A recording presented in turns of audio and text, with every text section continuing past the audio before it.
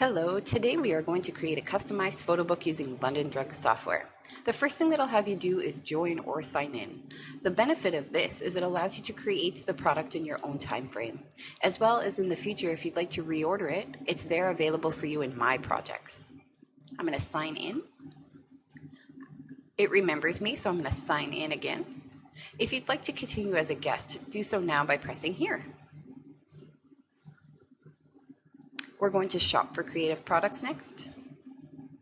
And as you can see, London Drugs has an expansive lineup of products, but today we are selecting photo books. Every single one of the photo books you see listed here are available for viewing at any of your London Drugs locations. I highly recommend that you do so to make sure you're getting the right product for your needs. I'm going to do coffee table book for this demo. And it comes in 8x6 to 12x12 being the largest. I'm going to select that one. And if I hover over top of this, it gives me a breakdown and customization of what's included in the book. This is an important read. Please do not skip this step. Along the left-hand side of the screen are all the themes that you can select. On the top of the screen are all the quick picks. And as you can see, there's a lot to choose from. I'm going to select white book and show you how customizable it can be. And then next. This is where you name your project. I'm going to name mine Photo Demo and then hit Next. Next is the photo placement.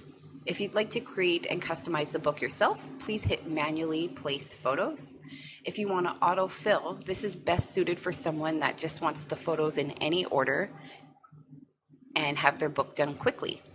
And then we'll hit Next. So page count, it starts at 20 pages to a maximum of 76 pages. I'm going to start with 20 and I can add pages as I go. And next. So the first thing that I'm going to have you do is go to Upload Photos. Then what you're going to want to do is add photos and make sure that this stays on large upload. I'm going to select all of my photos in this folder and then press open. Now, if you have a lot of photos here, it may take a couple minutes to download.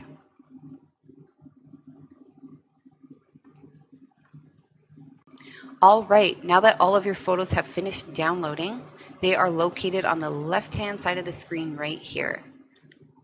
First thing that I want to do is point up to the right-hand corner here where it says Continue to Step 2. This is where you create the cover of your album. Page 1 right here. This is the first page in your book. We get a lot of confusion over that, so I want to point it out right away. All right, let's create this book. So right here is page 1. I'm going to have you click right on that. If you don't like the layout of this page, you can go into layouts. Many different choices here to pick from. I'm okay with this layout, so I'm going to go back to my photos. So there's two ways that you can get the photo into this box. You can see that there is a yellow square around the photo, so you can just click and the photo will go in there, or you can drop and drag. You can see that there is a mouse right here in the middle of the screen. If you click on it and pull to the left or right, that allows you to choose your cropping. If for some reason you decided you wanted it closer, you can go to the zoom right here at the bottom. And this blue slider, you just pull forward. And I think that looks good, so I'll hit the little X here. And as you can see, there's a text box right here and a text box right here. I'm going to click right here, type in my text, and then at the bottom here, there's font choices. As I click on them, the font changes, so you know right away which one suits your needs. I'm going to pick that one, and the blue slider again allows you to bring it up. I'm happy with it about right there. And then I'm going to hit the X again.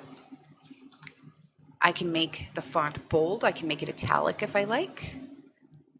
I'm going to go to color here, and I can change my font colors.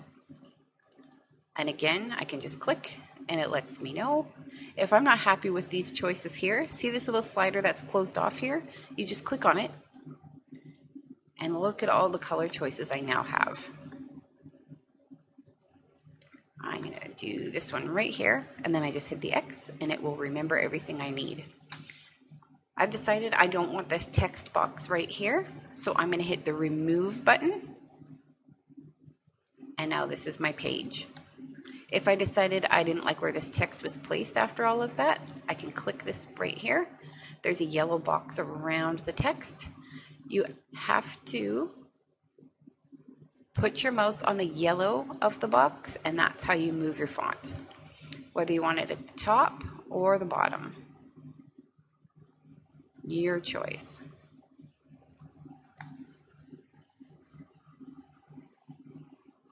Now this arrow along the right here, I can select that to go to page 2. So I'm just going to drop some photos in here.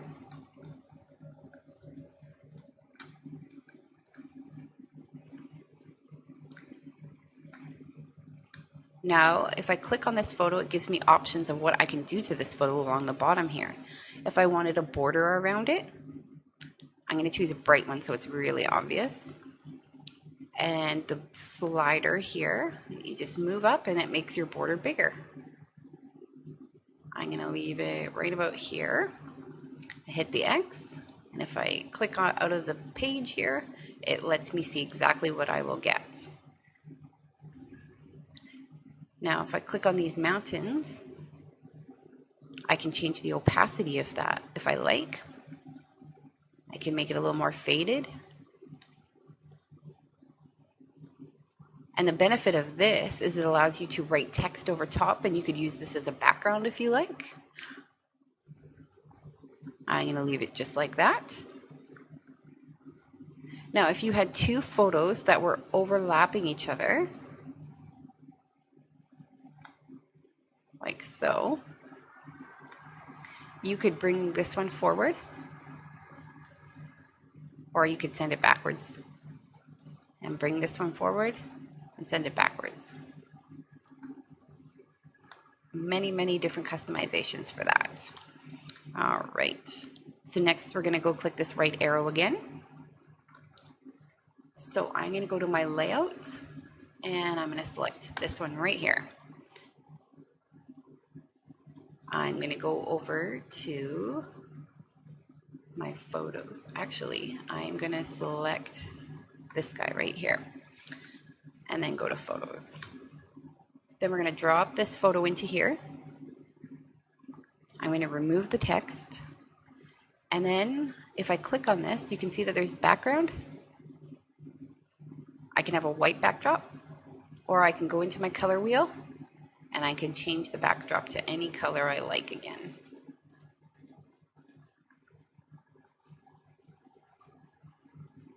Again, you can add the slider and put in any color you like in here as well.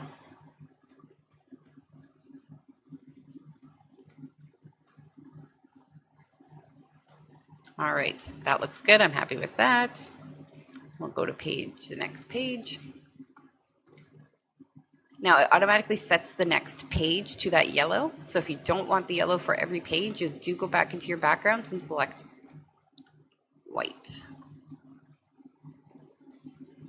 All right, so I'm going to go to my thumbnails, and it's giving me a preview right here of everything I've done thus far.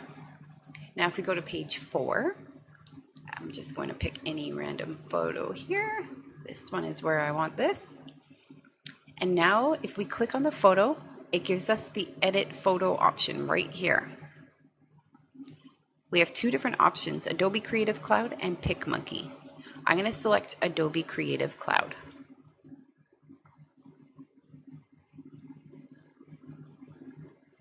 So once the photo is up, you have all these different options along the top that you can do to this photo. You can adjust color, sharpness, focus. You can do some special overlays to it.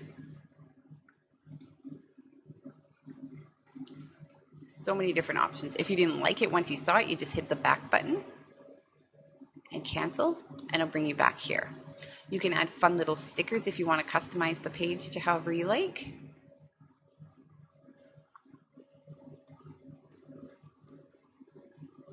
Again, this doesn't really work for this photo, so I'm going to exit out. But again, just showing you all the fun things you can do. All right.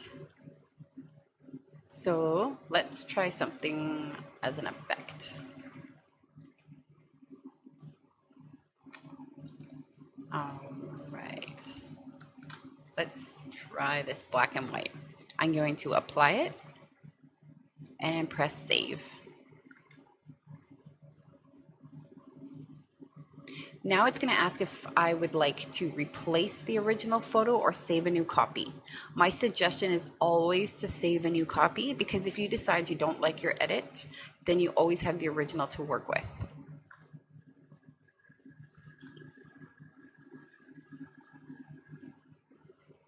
Now, as you can see, my color version stays up here, but the black and white version is along the left-hand side up here. So if that's the one I wanted, I could just drop and drag it in here, and now it's replaced. So we'll go to the next page here. I'm going to go to my layouts and choose the big page again. And then we're going to go to photos, drop another picture in here. And then we are going to click on the photo and edit photo and try PicMonkey this time. Now it gives me a little box of text here that says, when you finish creating your masterpiece in PicMonkey and wish to save and exit, click the export button. And then you click OK, I got it.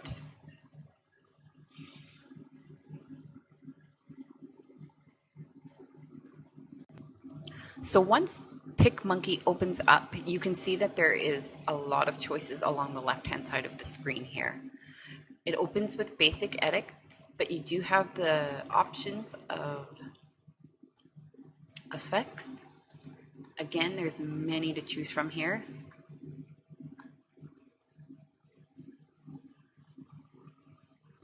We could add some radiance in here, and you can see the effect that comes down right here. And we can choose where it comes from with this drop down tool. I'm gonna put it like so.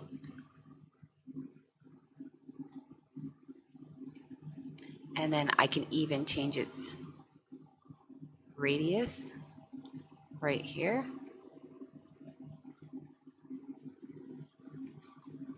And then I press apply.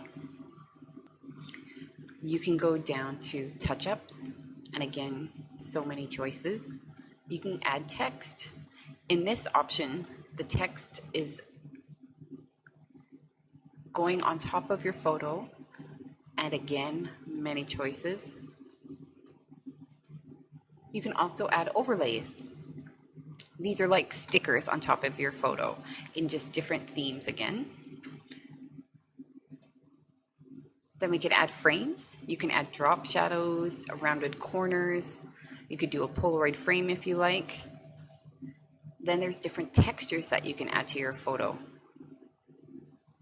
PicMonkey allows you to do a vast amount of editing to your photo to customize your book. You also have different themes to choose from. So I've added my little light here. I'm going to export it. Again, it's going to ask me, would you like to replace the image or save a new copy? I'm going to save a copy.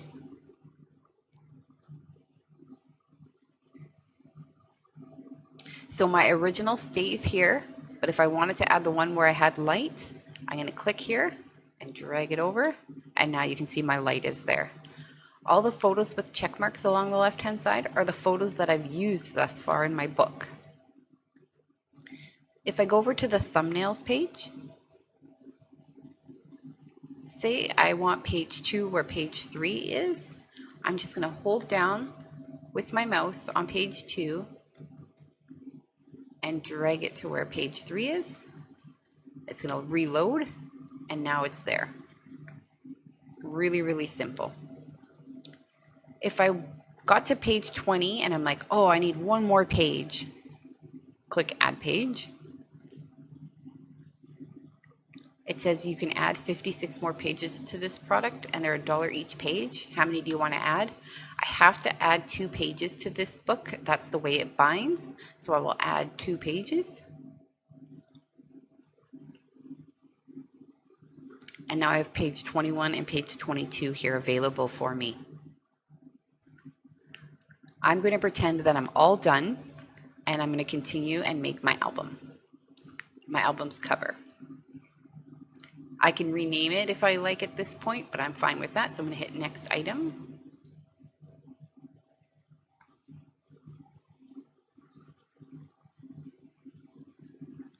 So there's a few different choices on the cover. I can have one photo wrap around the whole entire book. I can do a multi-photo wrap, so a photo on the front and a photo on the back. Or I can do this black wrapped photo book. I'm going to choose the multi-wrap. And next. Now I'm going to select this pretty shot for my cover. And again, I click with my mouse and I can drag to the left and right to see where I want that crop. I'm going to do about right there. And I don't want 2 text boxes on the front. I just want one. So I'm going to click this and then press the remove button. And then I'm going to click the text box up here and say my vacation. Now I'm not happy with the size of that at all, so I'm going to go down to font. And I can choose my font by clicking on it yet again and seeing how it looks. And then I can drag my slider. I like how that is. But again, I want to change the color. So I'm going to go over to the color section. I'm going to do white so I can see it. Right? And if I didn't like it there, I click on this, highlight it, the yellow box, and drag it to where I want this. So I'll leave it right here. Now we can do the back of the book. Drop this in here. I don't want to have any text on the back, so I'm going to remove it. And there's my photo book done. Keep in mind, this little border that goes around lets you know where the cropping areas are as well. Now we're going to add this to cart. Add to cart.